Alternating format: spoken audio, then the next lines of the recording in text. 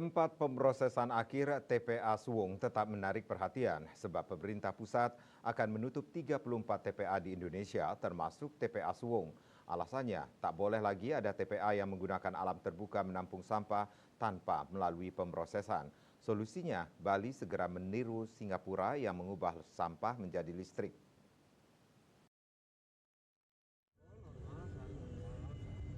Dalam kondisi terbuka maka wajar TPA Suwung sering terbakar. Antrean truk panjang dimanfaatkan oknum tertentu mencari untung. TPA Suwung terakhir terbakar 8 Mei 2024. Banyak yang tidak tahu ternyata volume sampah di Bali termasuk tinggi yakni 3.367 ton per hari. Sementara itu tempat pengolahan sampah terpadu TPST dan tempat pengolahan sampah Reduce, Reuse, Recycle atau TPS 3R belum berfungsi optimal kalau tidak mau disebut gagal memecahkan masalah sampah di Bali. Menko Kemaritiman dan Investasi Luhut Binsar Panjaitan pada Maret 2023 memastikan TPA Suwung segera ditutup secara keseluruhan, menyusul 3 tempat pengolahan sampah terpadu TPST di Denpasar yang beroperasi pada Juni 2023. Nantinya, sambung Luhut, fungsi lahan TPA Suwung tersebut bakal diubah menjadi taman dan lapangan golf.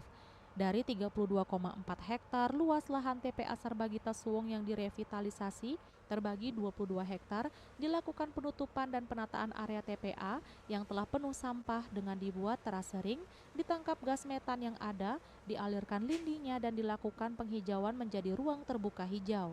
Juga akan dibangun 2 sel sanitari landfill baru seluas 5 hektar dan pematangan lahan seluas 5 hektar untuk lokasi PLTS. Pembangunan 2 sel baru dengan teknologi sanitary landfill akan memperpanjang masa layanan TPA Sarbagita Suwung hingga tahun 2024. Pengamat pariwisata Bali Dr. Panu Dianakun mengatakan teknologi pengolahan sampah di Bali bisa meniru Singapura. Tiap hari sampah diproses ke bunker dibakar dengan teknologi tinggi. Limbahnya bisa dipakai batu bata dan paving.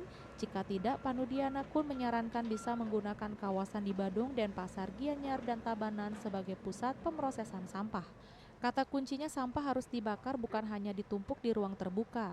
Dia juga menyoroti soal kemacetan di Bali. Solusinya semua usaha wajib buat kantong parkir agar tidak sampai parkir menggunakan badan jalan. Pemerintah perlu bertindak tegas dengan cara menderek mobil yang melanggar lapangan parkir agar ada terapi kejut bagi warga. Nanti sampah buangan akhir itu dilarang, mau ditutup. Bagaimana ngatasinya, Pak? Ya memang caranya ya itu aja. Waktu kita dengan PLN, Indonesian Power namanya. Itu energi disalurkan ke sana. Jadi penting. Kenapa? Jadi tidak eman-eman, kalau dibakar tok itu kan polusi, Pak. Polusi tetangga tempat dekat bakar itu biasanya tidak mau. Nah, kita harus bikin di mana yang nggak jauh penduduk dan juga di bawah tanah. Dan itu cerobong asap pembuangan itu sudah difilter, tidak bau lagi. Jadi masyarakat tidak terganggu dengan polusi udara dari pembuangan sampah tadi, Pak. Ini boleh niru ke Singapura. Belajar nggak jauh-jauh, terbang 2 jam sampai Singapura. Itu terbuka, bisa mengunjungi tempat sampah tadi yang dibakar tadi. Kebetulan pemerintah Indonesia dan pemerintah Singapura itu hubungannya dekat sekali. Bisa minta tolong atau bagaimana caranya mengatasi sampah yang ada di Bali. Terima kasih, Pak. Dua masalah ini diakui penjabat Gubernur Bali Sang Made Mahendra. Dia mengakui sampah menjadi persoalan pelik yang dihadapi Bali sebagai daerah tujuan pariwisata dunia.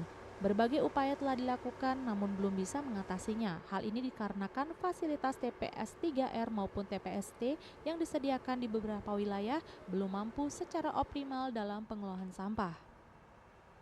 Suece Bali TV.